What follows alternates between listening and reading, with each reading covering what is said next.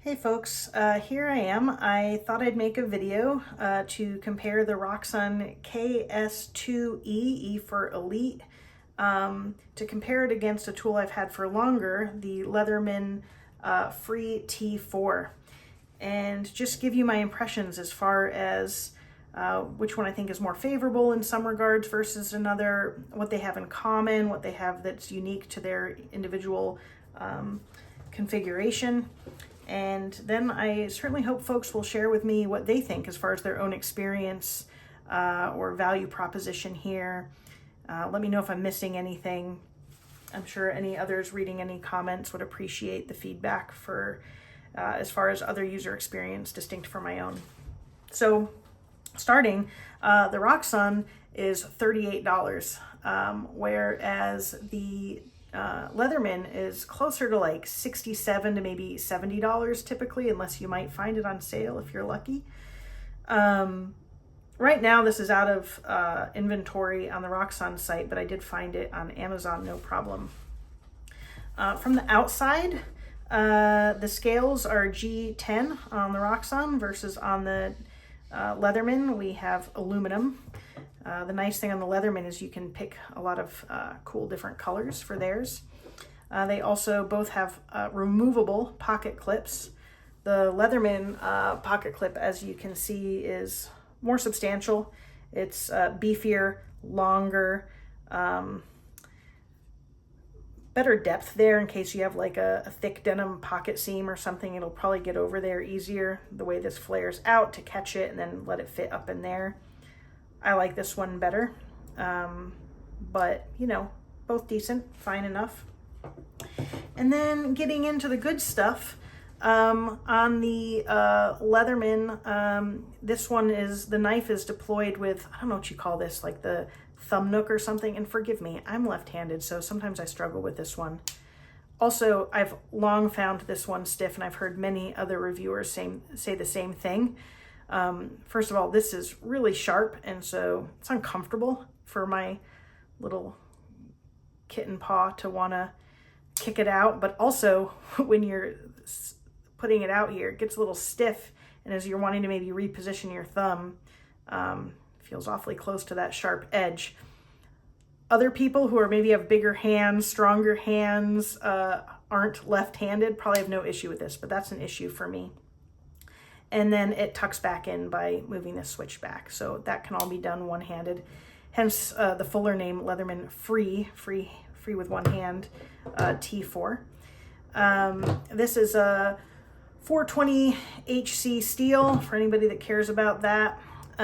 Whereas the ROXON here has a little thumb stud, and this knife is buttery smooth by comparison. It just flicks out much easier with the thumb stud. It has a liner lock here as far as putting it away. It's a D2 blade, which is nicely announced here on the side of the blade. And the profiles are super similar. Basically, effectively, for all purposes, the same length. And maybe the LEATHERMAN is a little bit wider there. Again, I'm not really a steel person to care, but my understanding is D2 is a harder steel, so it will hold a longer retention on the edge. This being a little softer has the bonus of being a little easier to sharpen when you go to resharpen it. So those are the two blades. And let's see how well I can stay coherent through the rest of this. There's a lot of cool features. I think I'm gonna skip straight ahead to the scissors before I start going into like all the little fiddly tools. So the scissors, the LEATHERMAN, you push out on these little grooves near the pivot point, and these flick out. Then you're supposed to be able to fiddle with these and get what you want. So here's the scissor. I've never really liked these. Especially compared to a Victorinox or even other LEATHERMAN scissors. I think they're pretty crappy. But especially get a load of this when you compare it to these. Holy cow. These scissors blow those out of the water. This is like a little minnow, and here comes the shark, you know? And it feels good in the hand. And it has a nice, I don't know what you call that, recoil, springs back. Really nice. Feels good. Awesome stuff. I guess since I have the scissors out, I will share the tweezers, because whereas this tweezer on the Leatherman just wants to slide in and out with the lightest finger pressure, which is horrible. Here, there's tweezers on here. They're effectively the same tweezers, but the advantage here is that it tucks into the handle of the scissor, which is a secure place for it to remain. I also just really like how this folds up. You give it one little click here. Not that normal people are pausing like I am, but you just throw it back easily, but it stops here. And then I love how it sinks in like a spaceship, just like connecting to its like mothership, and it's just like, I just love that. Anyway, great scissors. So continuing with things that they share in common, let me start pulling out some of these tools. I know that this is supposed to be one-handed. You see me continuing to pull in my other hand. These are retained without any kind of lock. It's a magnetic feature that sort of locks them in. But what I find is that sometimes they want to fall back before I can get my hand under it. So sometimes I just use the other hand. I have two hands available after all right now. And then same thing on this side. See, they just, see that? I get them up and then they want to go back down. So one of the main things I do not like about this knife, multi-tool.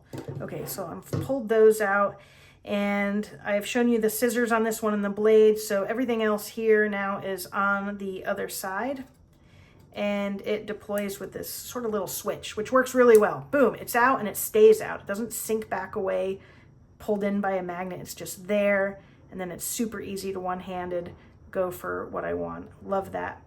All of these lock. So again, we're gonna start with things they have in common. Let me get my little pointy pencil. They both have a bottle opener. You can see bottle opener here, bottle opener here. They both have an awl with a little thread hole here. I mentioned the tweezers. They both have a Phillips head. You can see the Phillips on the Leatherman is a little larger. It also has that flatter profile typical to like Leatherman bits. This one's smaller and it's kind of squared off here, and I'll share why that's true in a moment. Let's see, on the end of the can opener, we have a kind of small flat head. And here, Leatherman describes its small flat head as being the one on the file. So you can see those are pretty comparable in size there. And then as far as things that ROXON has that Leatherman does not, it has the ruler here in both inches and centimeters on the side of the Phillips. It has a can opener, which the Leatherman does not. It has a glass breaker here on the end, which is awesome. And a tool that I haven't pulled out yet, if you use this is the only tool that doesn't come out with this little switch kick here, is a blade, which also locks out. A saw that also locks out. Very cool.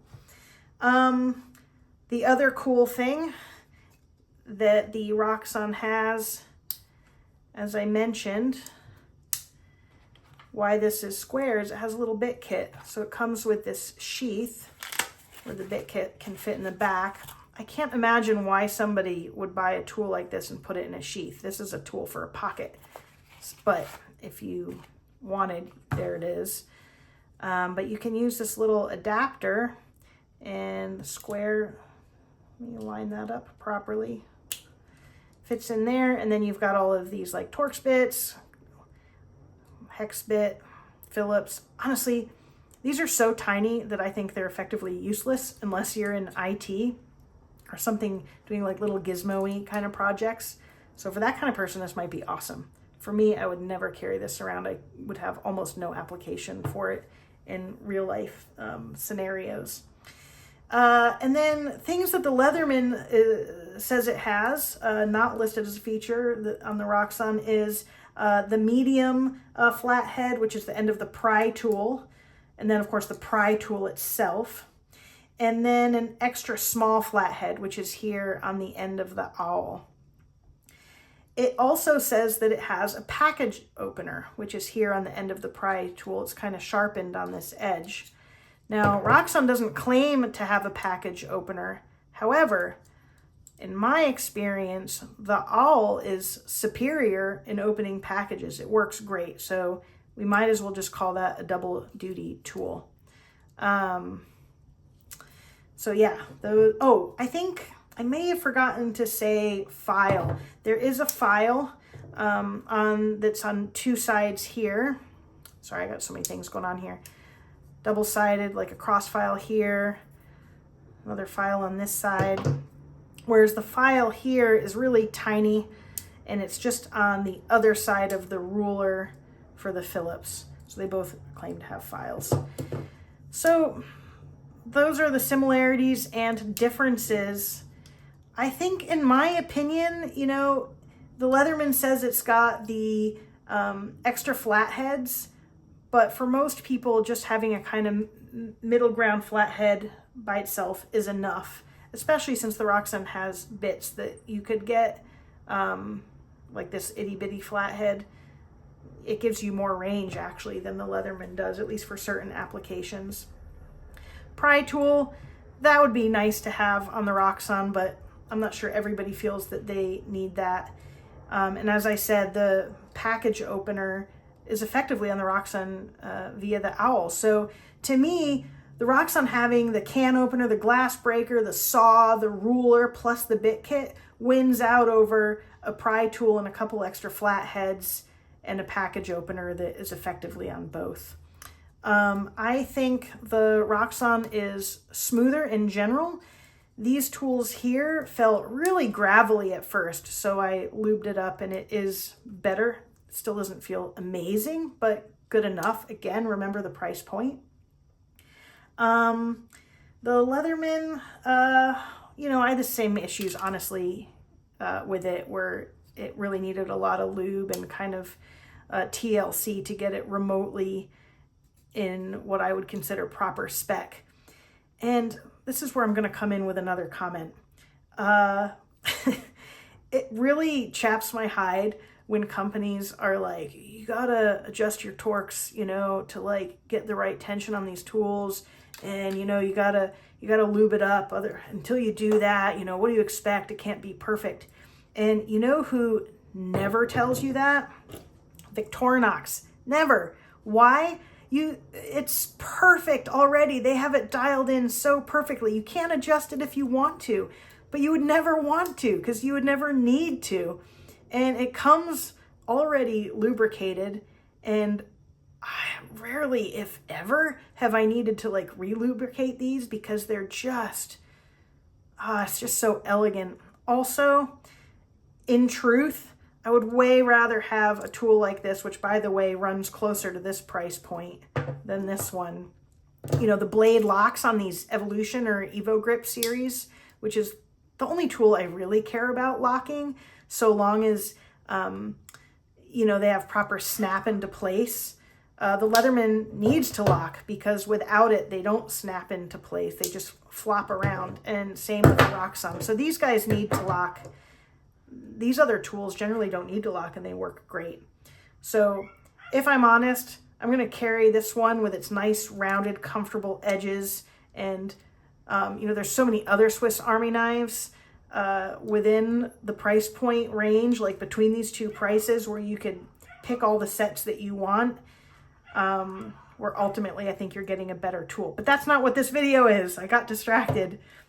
The video is about these two. And between these two, clearly I think the ROXON wins.